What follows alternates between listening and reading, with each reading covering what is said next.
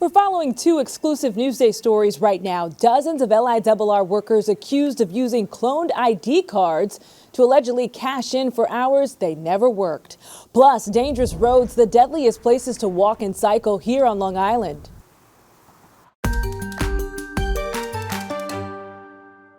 Good morning, I'm Jasmine Anderson. Only in Newsday, dozens of LIRR workers are accused of rampant time abuse.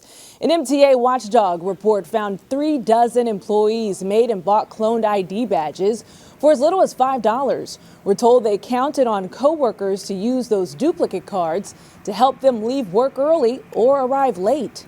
In 2 minutes, what happened to the workers accused in the plot?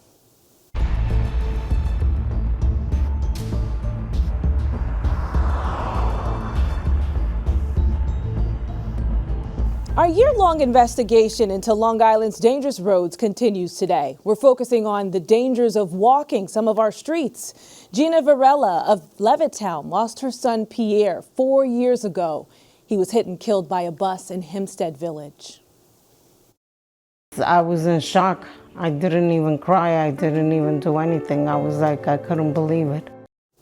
According to state traffic data, that area of Hempstead was the most dangerous on Long Island for pedestrians and cyclists from 2019 to 2023. Coming up, our neighborhoods, other neighborhoods on the most dangerous list. State officials will invest more than $100 million in 8 paving projects across the island next year.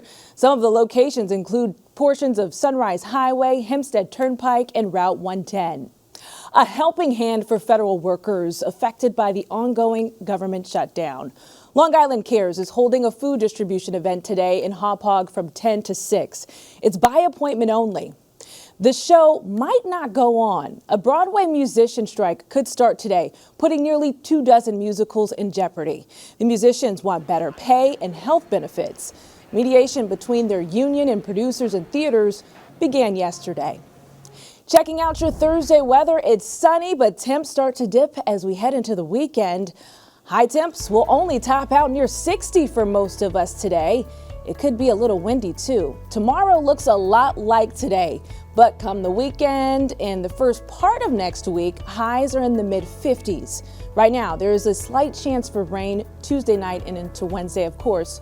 We'll keep you updated. That's a look at your 7-day forecast.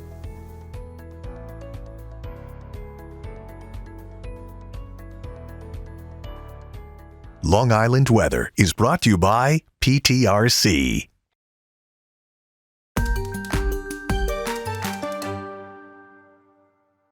Only in Newsday, dozens of LIRR workers accused of rampant time abuse.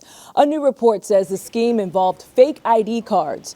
Newsday reporter, transportation reporter Alfonso Castillo tells us how they allegedly pulled it off. 36 Long Island Railroad employees are caught up in this alleged scheme where they were counterfeiting employee ID cards. The investigators talk about them being cloned, and the idea is a few employees went online, bought a machine where they started just running off copies of Long Island Railroad employee ID cards and distributing them, selling them in some cases to fellow employees, with the idea being that you could pass them around and have people punch in and out when you're not at work, and basically stealing time. The workers involved have either resigned, retired, were suspended, or fired. The investigation found fraud at 3 sites: Ronkonkoma, Richmond Hill in Queens, and West Side Yard in Manhattan.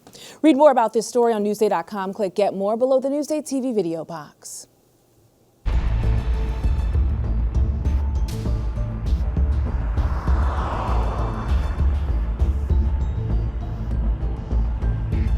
A Long Island village is at the center of a serious safety problem. It's being called the most dangerous for pedestrians and cyclists. Macy Egland looks at why as she continues our year-long investigative series focusing on Long Island's dangerous roads. Everybody tells me, my goodness, he had the biggest heart. It's been nearly 4 years since Gina Varela got the news. Her son, Pierre, had been struck and killed by the bus he was trying to catch in Hempstead. I was in shock. I didn't even cry. I didn't even do anything. I was like, I couldn't believe it. Newsday has compiled crash data from across Long Island involving pedestrians and cyclists who were seriously injured or killed between 2019 and 2023. These are the top 5 most dangerous neighborhoods. Throughout all of Hempstead Village, there were 86 pedestrians and cyclists killed or seriously injured, the most by far out of any region on the island. In one specific part of the village where Pierre was killed, 24 people were involved in an accident. Areas in Copeg and North Amityville had 16 similar crashes in that time frame, many along Sunrise Highway. There were 14 in the North Bellport, Brookhaven area, as well as in Hicksville and in Mineola. Every day I see this, every day. Every day I have a flashback. Hempstead Village Mayor Waylon Hobbs says they're addressing the issue by putting up better signage, limiting left turns, and increasing enforcement. We have flashing signs now throughout those intersections, letting people know what their speed is. Experts say part of the problem is the dense population, many of whom don't drive, combined with these busy roadways designed decades ago to allow for higher capacity and higher speeds compared to other villages across Long Island. And of course, one accident is too many. Since the 1990s, data shows every year roughly 80 pedestrians and cyclists are killed on our roadways. Gina is asking Long Islanders to keep themselves safe by wearing bright colors and staying vigilant. As time goes by, I cry more and I remember more, and it hurts the same. It doesn't change. Reporting for Newsday TV, I'm Macy Eglund. Macy, thank you. Read more about our Dangerous Roads investigation on Newsday.com. Click Get More below the Newsday TV video box.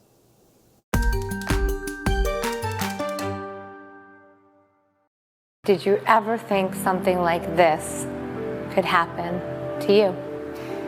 No, that's the crazy thing. Garden City's Kate Brennan was the face of health and wellness, a certified fitness instructor, athlete, lacrosse coach, a social media influencer, and mother of 4. After having our 4th, which was our son, I was having trouble breastfeeding, and towards the end, I was like, something isn't right. I moved my shirt and I felt something. And I mentioned it to one of my doctors, and they're like, oh, you're fine, you're young, you're healthy, don't worry about it. It's probably like a clogged mammary duct. But Kate wasn't fine.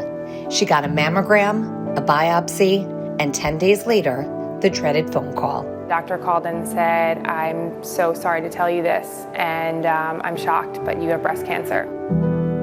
I actually elected to get a double mastectomy. Chemo actually scared me more than the surgeries because I didn't want my kids to see me sick. What Kate's kids and community saw during her treatment was her strength, positivity, and passion as she built a business, Neon Lacrosse, to teach girls, including her 3 daughters, mental and physical resiliency on and off the field. The business, that actually was what kept me going. Why I was literally getting chemo, I was like designing the logo. Our mission from the beginning was we're gonna take this lemon and turn it into lemonade. That was really like our motto with the family. 1, 2, 3, ERP! A year ago, I was getting a double mastectomy, and I had no idea what would be in front of me. I think she's very brave. Very hardworking. I was scared, but I knew she was going to be okay because I know that was my mom. Stepping back and looking at this and all the support that we received and seeing my daughters out there, definitely it hits home. What an inspiration. Thank you, Elisa. Read more about this story and see Newsday TV's entire breast cancer awareness special on Newsday.com. Click Get More below the Newsday TV video box. What's Up on Long Island is brought to you by Sun Nation Energy, helping Long Island homes and businesses save with solar for over 20 years.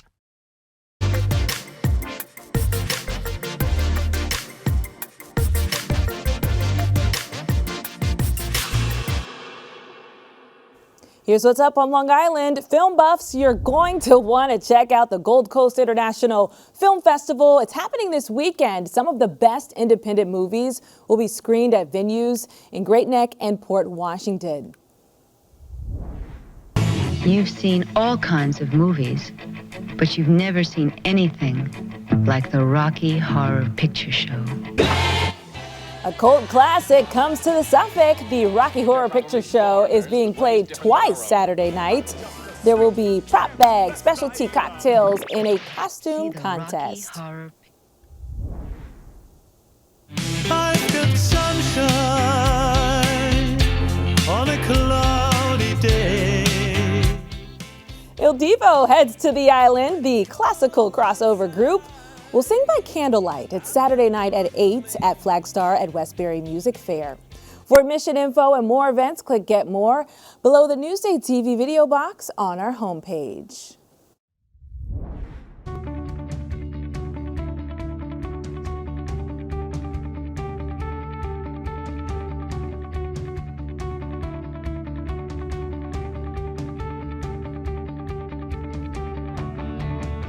The most dangerous areas to walk or cycle on Long Island are clustered in one village, resulting in multiple injuries and deaths. Newsday investigates what is being done. Dangerous roads, pedestrian danger. Now available at newsday.com/dangerousroads. See more on these stories on Newsday.com and watch us streaming anytime on Local Now, YouTube, and the other services you see here. I'm Jasmine Anderson. Have a wonderful Thursday. More local news coming up.